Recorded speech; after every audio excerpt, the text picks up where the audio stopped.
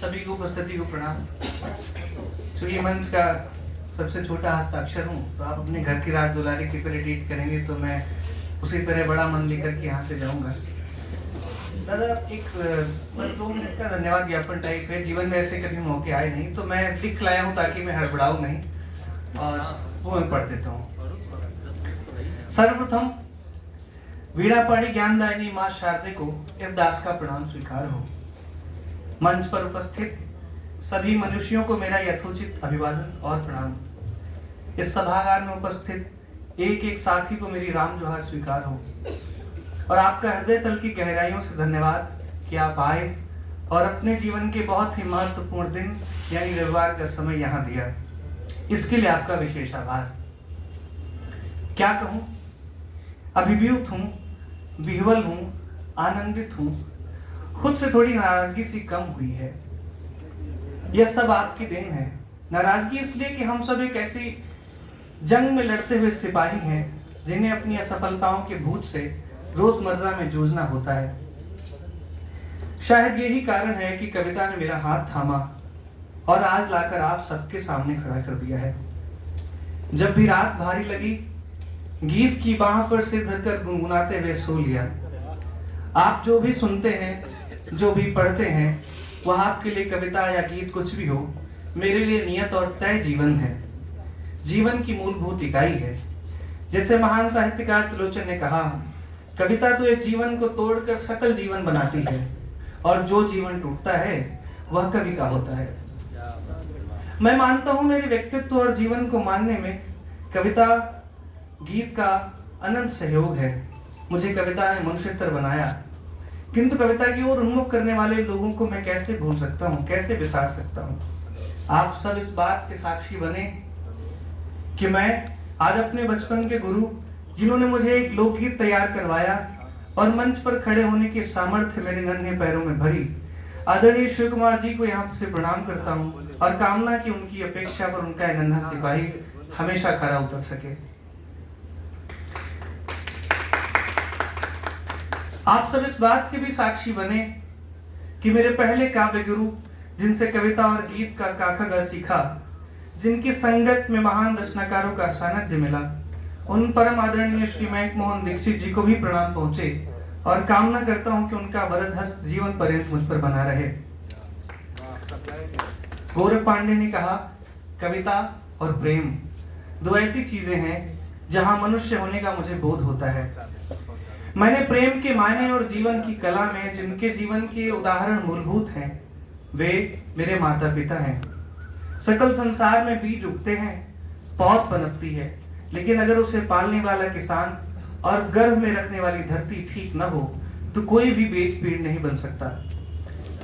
उनका आभार कि इस नालायक को इतना स्वच्छंद रखा कि वह अपनी राह अपनी पगडंडियों पर लहराकर यहाँ आप सबके समक्ष प्रस्तुत है।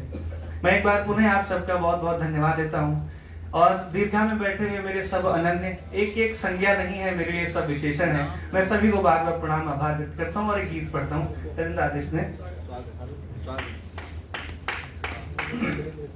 आप लोग बार तालियां बजाकर सजग हो जाएंगे। लोग तो बड़े लोग हैं, लोग नहीं कहेंगे। मैं इसलिए कह लेता हूँ, मैं दृष्टता करने के लिए थोड़ा सा बदनाम भी हूँ बहरहाल, लेकिन मैं गीत पढ़ देता हूँ। राम के नाम का गीत है, सर देखिएगा।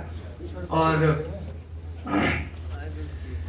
दुनिया में दुख कितने सारे, हम सब इन दुखों के मारे। आदरणीय कमल दा बैठे हुए हैं, मैं प्रणाम करता हूँ। दुनिया में दुख कितने सारे, हम सब इन दुखों के मारे। ऐसे में बस एक सहारे, एक ही सुख की शाम, मेरे राम प्रभु राम श्री राम, मेरे राम श्री राम, जय राम प्रभु राम। गीत पढ़ता हूँ। नाम तुम्हारा लेकर मैंने मरुथल मरुथल फूल खिलाए, मुझे व्याकरण का वाह भी नहीं पता है, जो है सब आपके सामने है, राम की कृपा से। नाम तुम्हारा लेकर मैंने मरुथल मरुथल फूल खिलाए, फूल खिलाए मरुथल मरुथल, जो थोड़े से थे मुरझाए, थे मुरझाए जो थोड़े से, नेह तुम्हारा पारसाए, थे मुरझाए जो थोड़े से, नेह तुम्हारा पारसाए, पारसाए नेह तुम्हारा, हर्षाए जपना मेरे राम प्रभु राम, श्री राम जय राम, मेरे राम श्री राम। गीत का अंतिम अंक, छोटे गीत लिखता हूँ सर। तुमने कितने अदने गायक संस्कृति के परिचायक कीने, बात पहुंचे जरा सर। तुमने कितने अदने गायक संस्कृति के परिचायक कीने, कीने संस्कृति के परिचायक, जिनको चरण तुम्हारे चीन्हे, चीन्हे जिनको चरण तुम्हारे, कोई उनसे क्या सुख छीने, चीन्हे जिनको चरण तुम्हारे, कोई उनसे क्या सुख छीने, छीने कोई क्या सुख उनसे, तुम जिनके सुख धाम, मेरे राम प्रभु राम, श्री राम जय राम। बड़े मन से सुना आपने, बहुत बहुत आभार आपका। एक गीत का और आदेश हुआ है, जहां से बात छोड़ी है मैं वहीं से शुरू करता हूँ। भूमिका में बस इतना है कि भगवान राम ने जब मनुष्य का अवतार लिया, धरती पर आए, तो वे चाहते तो राजयोग में जीते हुए पत्नी के साथ सपत्नी वो बहुत आसानी से राज भोग सकते थे।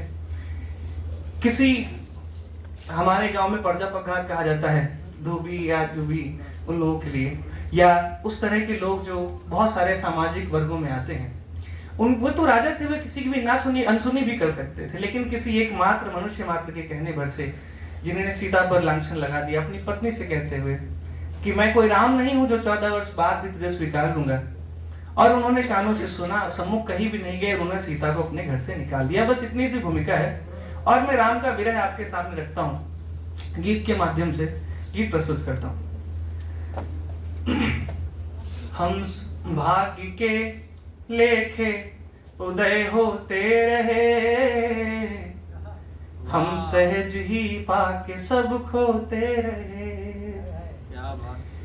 भाग्य के लेखे उदय होते रहे, हम सहज ही पाके सब खोते रहे, काल गति की दुंदुभी बजती रही, और हम लड़ते रहे निर्वाण तक, मन बना संघर्ष का ज्वालामुखी, नयन जल से टूटते पाषाण तक, नयन जल से टूटते पाषाण तक, लब्धियों उपलब्धियों की भीड़ में, लब्धियों उपलब्धियों की भीड़ में, आत्म सुख के विरह में रोते रहे, हम सहज ही पाके सब खोते रहे, भाग्य के लेखे उदय होते रहे, हम सहज ही पाके सब खोते रहे। बंद प्रस्तुत है।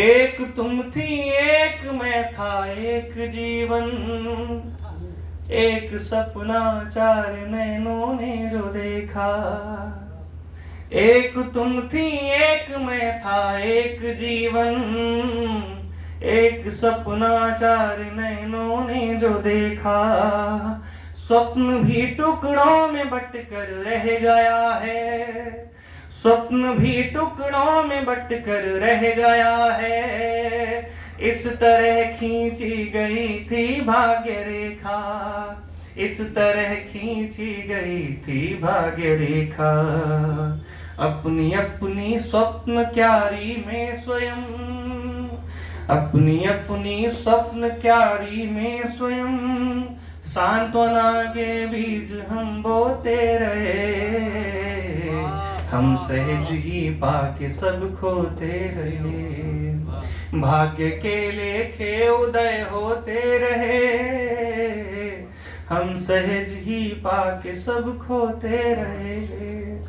क्या होता, राम कभी भी गुस्साते हैं खुद पे कि क्या होता कि यदि मैं ये सब न मानता, हम उचित अनुचित विचारे कर न पाए, फैसले वे जो हमारे हित में होते, हम उचित अनुचित विचारे कर न पाए, फैसले वे जो हमारे हित में होते, काश हो जाता समय से भान इसका, काश हो जाता समय से भान इसका, विरह की नदिया में हम खाते न गोते, विरह की नदिया में हम खाते न गोते।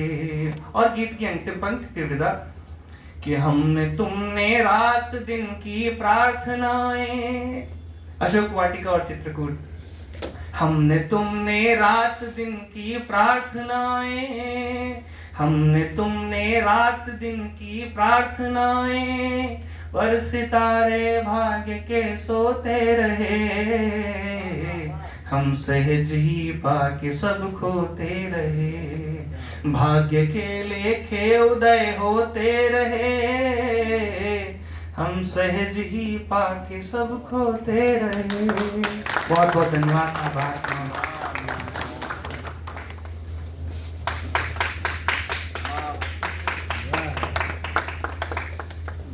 अभी पहले गीत में देख रहे थे किस तरह से सिंहावलोकन प्रवृत्ति से गीत लहर खा रहा था।